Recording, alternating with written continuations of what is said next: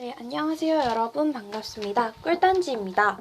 오늘은 11단원 법의 일상생활과 법이라는 단원을 마무리하게 되었습니다.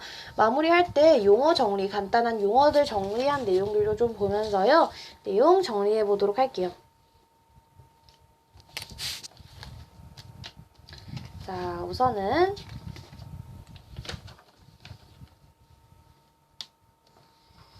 제재라는 것이 있죠. 제재는요, 일정한 규칙입니다. 관습의 위반에 대해 제한을 하거나 금지하는 그런 규칙이라고 생각을 하시면 되겠습니다. 일정한 제재를 가한다 라고 하면은 규칙을 가한다, 금지하는 것을 가한다. 자, 사법이라는 것은 국가의 기본적인 작용의 하나로 어떤 문제에 대하여 법을 적용하여서 그 적법성과 미법성, 권리 관계 따위로 확정을 하여 선언을 하는 일입니다. 즉, 법을 올바르게 해석하고 적용을 하는 것으로 갈등을 해결할 수가 있죠. 자, 기소, 공소제기. 우리 형사재판에서 검사가 공소제기를 함으로써 이제 형사재판이 시작이 된다고 했습니다. 범죄자를 수사한 검사가 재판을 받아야 할 정도로 이 혐의가 충분하다고 생각을 하면 그것을 법원에 재판에 청구하는 것을 우리는 기소 또는 공소제기라고 얘기를 합니다. 즉, 그냥 검사가 법원에 재판에 청구하는 것이라고 생각하시면 쉬울 거예요. 공청회라는 것은 우리 민주주의에 뭐 할 때 시민이 참여할 수 있는 방법 중에요. 공청회에 참가하는 것이 있었습니다. 국가 또는 지방자치단체의 기관이 일정한 사항을 결정함에 있어서 공개적으로 의견을 듣는 형식으로서 공청회라고 의미를 적할 수가 있었죠. 평결이라는 것은 평가하여 결정함, 고소, 범죄 피해자가 범죄 사실을 직접 신고하는 것이며 아까 말씀드렸잖아요. 그죠? 고발이라는 것은 제3자가 범죄 사실을 고발하는 것입니다. 고소는 직접 피해자가 신고를 하는 것이고 고발이라는 것은 제3자가 신고하는 것입니다. 심리라는 것은 법률상 재판 이전에 법원이 민사, 형사상의 청구 원인에 따른 증거나 방법 등에 대하여 행하는 공식적인 행위를 말합니다. 피고인은요, 형사사건에 있어서 형사의 책임을 져야 하는 자로 공소가 제기된 자, 법원 이전의 피의자가 됩니다. 마지막으로 법적 쟁점입니다. 법률적으로 다툼이 있는 문제점을 우리는 법적 쟁점이라고 얘기를 합니다. 자, 그러면서 이 내용을 한번 말씀을 드리고 싶었는데요. 유류분 제도라는 것이 있습니다. 민법에서는 원래 상속받을 사람의 생계를 고려하여서 상속에게 일정 부분을 법정에 상속인의 몫으로 인정하고 있으며 이를 유류분이라고 합니다. 그러니까 원래 상속받을 사람의 생계를 고려하여서 상속에게 일정 부분을 법정 상속인의 몫으로 인정하는 것을 우리는 유류분 제도라고 얘기를 하는 것이죠. 그러면 이제 제대로 단원 마무리를 시작해 보도록 하겠습니다. 우리가 우선 법이라는 것의 내용을 정리를 하였어요. 조금 앞에 있을 텐데. 네.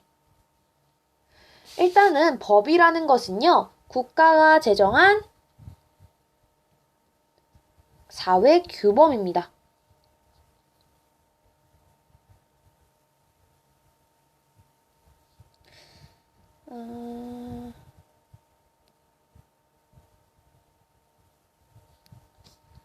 네, 아마도 여기 있는 내용인 것 같네요.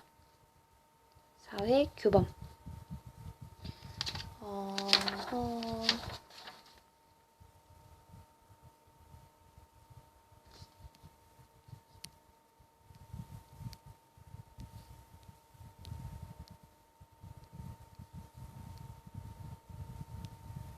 네, 여기 있는 내용을 확인을 해보도록 하겠습니다. 현대사회에서는요, 많은 사람들의 생각과 이해관계가 달라서 갈등이라는 것이 만들어집니다. 그래서 우리는 사회 규범이라는 것을 결정을 해서 정해서요, 갈등을 해결하고 사회의 질서를 유지합니다. 따라서 사회 규범이라는 것은 사회 구성원들이 따라야 할 행동의 기준이라고 생각을 하시면 되는데요. 사회 규범은 여러 가지의 형태로 존재를 합니다. 법, 관습, 종교 규범, 도덕 등의 형태로 존재를 하게 되면서 우리가 이번에는 법과 도덕의 차이점에 대해서 좀 생각을 하게 됩니다. 자, 바로 우리가 관습이나 종교 규범, 도덕 규범 등을 지키지 않는다면 사회적으로 비난의 대상이 됩니다.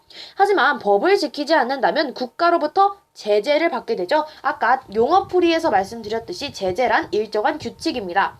관습의 위반에 대해 제한을 하거나 금지하는 그런 제재를 금지한다는 규칙을 제재라고 얘기를 한다. 따라서 우리는 법은 좀 강제성을 지닌다라는 특성이 있다라는 것을 알게 되었어요. 그죠? 그리고 법의 기능입니다. 분쟁을 해결하고요. 개인의 권리를 보호하게 됩니다. 그죠? 법의 필요성이었어요. 분쟁 예방과 갈등의 경우. 또 우리가 이 법으로서 미리 분쟁을 예방할 수 있죠. 내가 이러한 행동을 했을 때 어떠한 법의 제재를 받을까? 이렇게 분쟁을 예방할 수 있어요.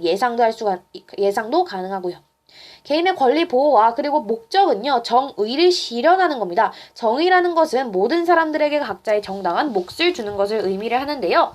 이 정의를 실현하고 모든 사람들이 행복하게 공공복리의 증진이 법의 목적이 되겠습니다. 자, 이제 법의 유형에 대해서 찾아보도록 하겠습니다. 법은요, 크게 공법, 사법, 사회법으로 나누어지게 됩니다. 그럼 각각의 특징 확인해 보도록 하시죠. 자, 개인과 국가 또는 개인과 국가 기관 간의 갈등, 개인 국가 간의 공적인 생활관계를 규율하는 법을 우리는 공법이라고 합니다. 또한 공법에는요, 세 가지로 나누어질 수가 있습니다. 헌법, 행정법, 형법이 있습니다.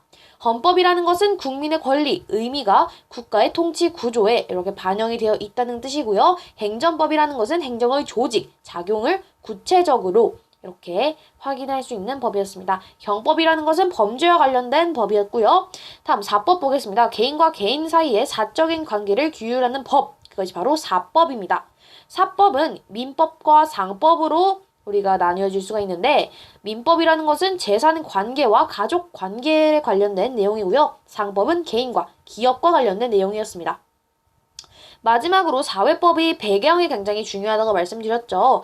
일단은 근대 사회에서 산업화를 하게 되면서 그때는 그때 사회가요. 어떤 식의 사회였냐면 근대 사회는요, 산업화라는 것이 이루어지게 됩니다. 맞나요? 그러면 그 산업화가 이루어지게 되니까 사람들한테 자유로운 일이 생기게 된 겁니다. 자유로워집니다. 근데 자본주의 국가에서는 사람들이 자유롭게 자유의 경제생활, 자신의 경제생활이 굉장히 자유로워졌기 때문에 사회적 문제가 생깁니다. 빈부격차와 노사 갈등, 환경 오염 등이 문제점이 되고요. 그로 인해서 사법, 그러니까 개인 간 생활 영역에 사법이라는 생활 영역에 국가가 개입한다. 공법에 개입한다. 따라서 그 사회법이라는 것은 공법과 사법의 중간 정도 되는 법이다라고 아시면 되겠습니다. 자, 그러면 이 사회법이 있는 이유, 목적은 사회와 사회적, 경제적 약자를 보호하기 위해서 이것이 바로 사회법의 의미가 됩니다. 사회법은요, 노동법, 경제법, 사회보장법으로 나눠지게 됩니다. 노동법은요, 근로조건이나 임금으로 근로자의 권리, 노동자의 권리를 보호하고요. 경제법, 공정, 자유로운 경제, 소비자의 권익 보호가 키워드가 되겠습니다. 자, 마지막은요, 가장 사회법 중에서도 가장 사회법과 같은 사회보장법이라는 것이 있습니다. 최소한의 인간다운 생활을 보장해주는 것이 사회보장법이 됩니다. 자, 마지막 재판 보겠습니다. 재판은요, 법원이 법관에서 법을 적용하여 옳고 그름을 결정하는 과정입니다. 따라서 이 형식상의 의미는 법을 적용하여 옳고 그름을 판단하거나 죄의 유무와 형벌의 정도를 결정하는 방법을 우리는 재판이라고 합니다. 재판은요, 민사재판과 형사재판이 있습니다. 민사재판은 개인과 개인 사이의 생활관계를 규율하는 법이며, 형사재판은 그렇죠, 범죄와 관련된 개인의 사적 범죄가 발생했을 때 그 죄의 유무와 형벌의 정도를 결정하는 재판이 되겠습니다. 또한 가사재판, 가족과 친족과의 관계, 행정재판, 행정기관이 국민의 권리를 침해하진 않았는지, 선거재판, 선거 당선과 효력을 결정하는 재판. 이런 식으로 정리를 할 수가 있었는데요. 자, 재판. 민사재판과 형사재판의 공통점은 공동적으로 나타나는 것들은 판사가 있다는 것입니다. 재판에서 판결을 내리는 판사가 있다는 것이 공통적인 그런 특징이었고요. 민사재판을 청구하는 사람을 우리는 원고라고 불렀고, 민사재판을 청구당한 사람을 피고라고 불렀습니다. 그러면서 원고와 피고 편에서 이 법률적인 조언을 해준, 법률적인 도움을 주는 사람을 우리는 변호사 또는 그렇죠, 소송 대리인이라고 말했습니다. 자, 형사재판을 청구하는 사람은 그렇죠, 검사가 됩니다. 그리고 형사재판에 청구당한 사람을 피고인이라고 하고요. 피고인의 편에 서서 법률적인 도움을 주는 사람을 변호인이라고 합니다. 자, 이제 민사재판, 민사소송의 과정을 보겠습니다. 원고가 소장을 제출하면서 이 소장 복사본을 피고에게 줍니다. 그러면서 피고가 그에 대한 답변서를 제출하게 되고요. 그리고 원고와 피고가 그 공간에 다 출석을 하게 됩니다. 그러면서 이제 증거를 제출하고 반론을 하게 됩니다. 그러면서 마지막에는 판사의 판결 선고로 인해서 끝나게 되고요. 형사재판, 형사소송은요. 피해자의 고발 또는 피해자의 고소 또는 제3자의 고발을 통해서 경찰의 수사가 이루어지게 되면서 그때부터 검사의 기소, 즉 공소 제기를 통하여 검사의 신문을 하고요. 변호인과 피고인은 한 팀을 이뤄서 피고인이 반론하든지 변호인이 반론을 하게 됩니다. 그러면서 판사의 마지막 민사재판, 민사소송과 똑같이 판사재판, 판사소송에서는 판사의 판결 선고, 그러니까 형사재판에서는 판사의 판결 선고를 통하여 이 사건이 마무리가 되었죠. 자, 우리가 그러면서 사법권의 독립 그리고 재판의 기본 원칙이 있었습니다. 자, 사법권의 독립이라는 것은 사법권의 독립이라는 것은 그 법원 조직이나 운영을 다른 국가기관으로부터 독립을 한다. 즉 외부의 간섭이나 압력을 받지 않는다라는 뜻을 가지게 된 것이죠. 그러면서 법관의 신분을 보장하여서 헌법과 법률에 따라 양심적으로 판단을 하게 된 그것을 보장을 해주고 있는 것입니다. 재판의 기본 원칙은요, 공개재판주의와 증거재판주의가 있습니다. 공개재판주의라는 것은 그 재판의 심리, 판결을 모두 공개하여서 투명하고 공평하게, 공정하게 이루어지게 되는 것이죠.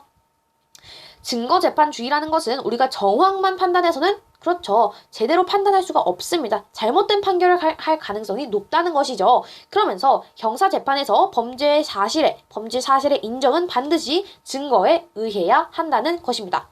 자, 정말 마지막 신급 제도에 대해서 알아보았습니다. 우리나라는 총 3번의 그 재판을 받을 수 있는 3심제를 채택하고 있는데요. 1심, 2심, 3심으로 구성이 되어 있습니다. 우선 지방법원의 단독판사와 지방법원의 합의부라는 것이 있는데 합의부가 좀 더 3명이 있다고 해서 좀 많다고 했어요.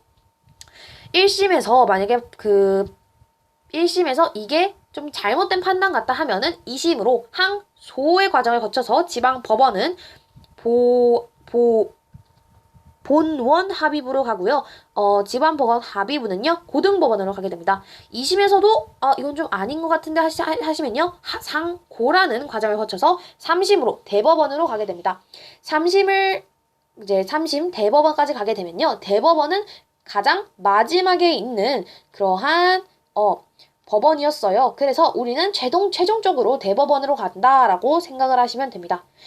항소, 상고 이거 생각해 주시면서 1심, 2심, 3심 우리나라는 3심제 요거까지 생각해 주시면 완벽합니다.